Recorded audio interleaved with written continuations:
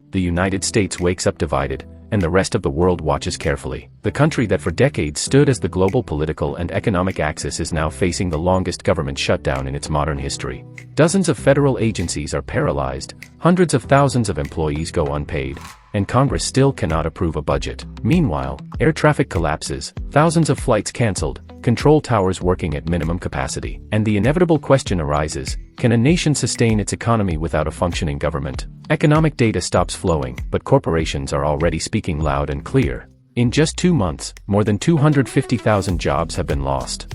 Layoffs are concentrated in technology, logistics, and retail. Amazon, JP Morgan, UPS, and Target are cutting staff, claiming restructuring and automation transition. Artificial intelligence is not the future, it's the present, and it's replacing human labor faster than society can adapt. Every algorithm that learns replaces several workers.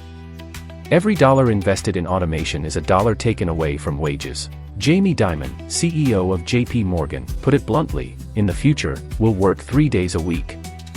That comes from the head of one of the world's largest banks. So the real question is, what happens to those who won't be part of the technological elite? Markets show confusion.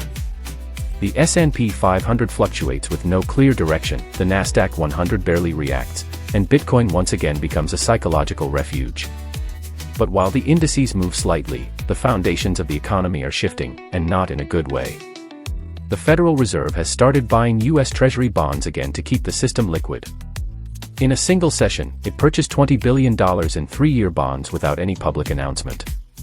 This kind of operation, a stealth quantitative easing, is normally reserved for crisis situations. When it's used outside of them, it creates something dangerous, the prelude to a bubble. The government's total public debt now stands at roughly $36,600 billion, and the annual cost of interest has surpassed $1 trillion. Can an economy survive by creating money to buy its own debt? Historically, no. When the issuer of a currency becomes its main buyer, confidence in that currency erodes. The Fed's balance sheet is expanding again. Officially, it denies printing money to finance the deficit, but the effect is the same: more liquidity, more inflationary pressure. Investor Ray Dalio has described this cycle many times: growth, then overborrowing, then inflation, and finally correction. The United States appears to be deep in that penultimate stage. Household debt now reaches $18,590 billion. Inflation remains high, real wages stagnate, and borrowing costs rise. How long can this dynamic continue before something breaks? When the Fed finally slams on the brakes, it may already be too late.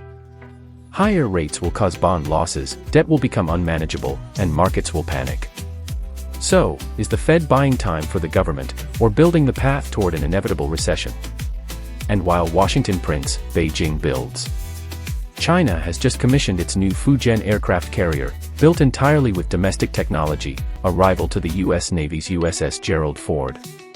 President Xi Jinping personally oversaw the ceremony, sending a clear message: while America sustains its debt, China consolidates power. Meanwhile, NASA announces plans to return to the Moon, Artemis 2 in 2026 and Artemis 3 in 2027, an effort to regain scientific and symbolic leadership, though geopolitics clearly drives the race. Each mission, each satellite, each technological milestone is now a move in the global struggle for supremacy. Inside the U.S., political division deepens. The conflict between Democrats and Republicans is no longer ideological, it's structural. And a fractured nation cannot lead the world.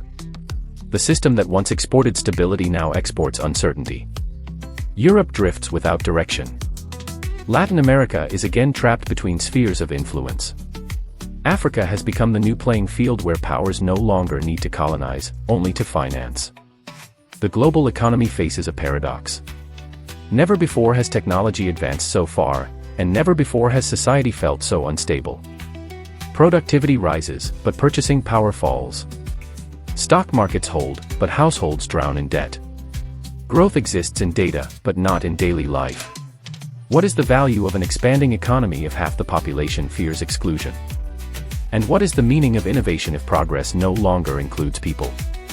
Perhaps the real question is not what artificial intelligence can do, but what we are willing to let it do.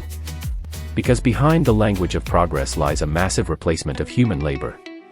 And while governments argue, markets move forward unchecked. The 21st century will not be defined by chip speed, but by each nation's ability to adapt without losing social cohesion. The United States still has power, resources, and talent, but it's losing the coherence that sustains credibility. And credibility, in today's world, is the scarcest currency of all.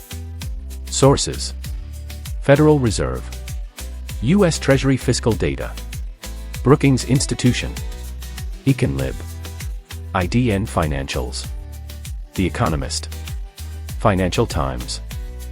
That's it for today, but remember, the world doesn't wait, and strategic moves keep happening while we speak. Like, subscribe, and hit the bell to stay one step ahead in geopolitics, markets, and global conflicts. I'm Juan Blisa, and together we'll keep uncovering what others don't want you to see. See you in the next analysis.